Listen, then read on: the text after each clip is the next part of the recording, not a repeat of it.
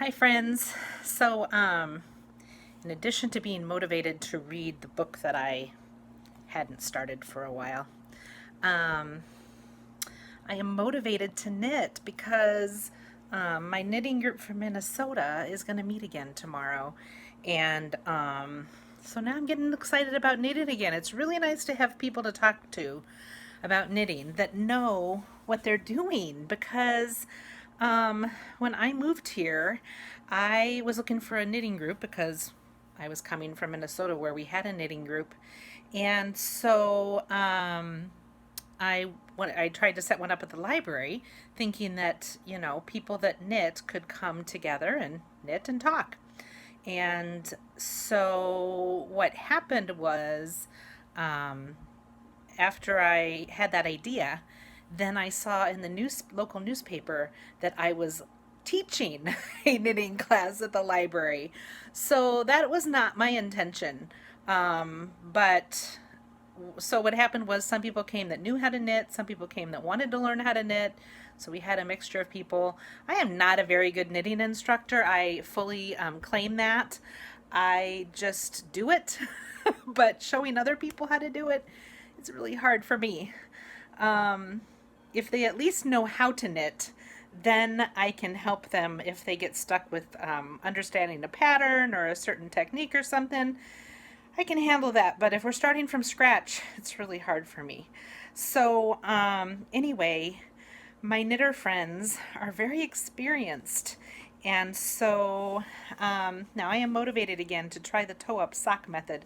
I'm going to use thick yarn, worsted weight yarn, which usually you would use quite thin yarn to make socks, but I need these to go quickly so that I can learn the pattern and then I can graduate to thinner yarn. The yarn I have, I bought last fall at the Sandpiper, which is in Bridgman, I believe it's called, by the right next door to the Hoof and Hanger Fiber Mill. So I have 2 balls of this, and I am going to try the toe up method.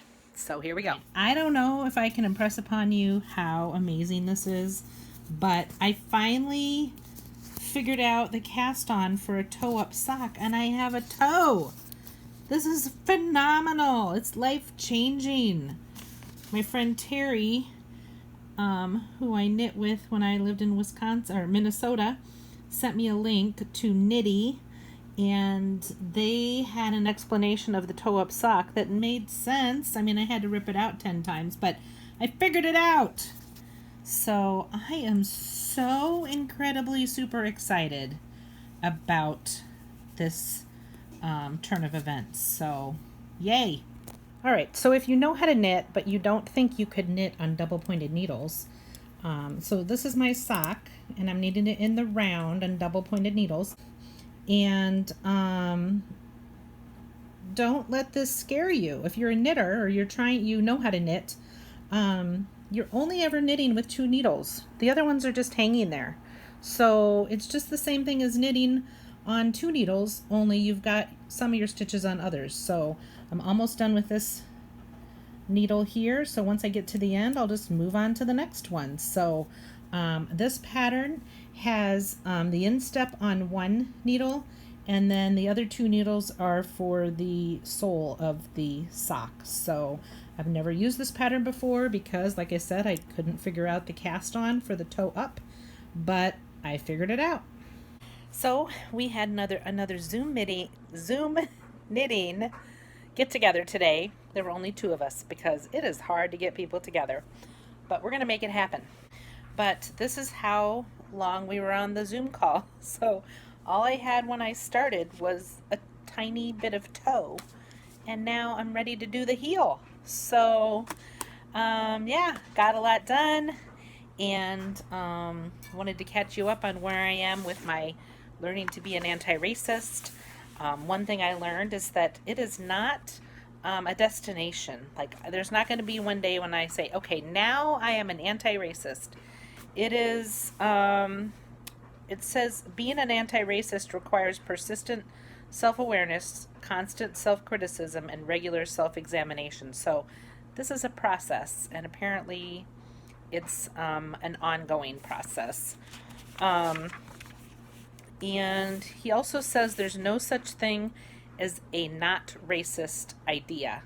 There's only racist ideas and anti-racist ideas. So that goes along with this whole idea of, um,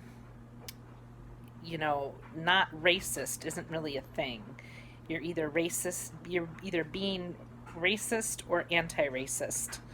Um, and so I'm still figuring that out, but that sentence made sense to me, that there's no such thing as a not racist idea. It has to be either racist or anti-racist. So, anyway, still learning, and I am ready to start chapter 2.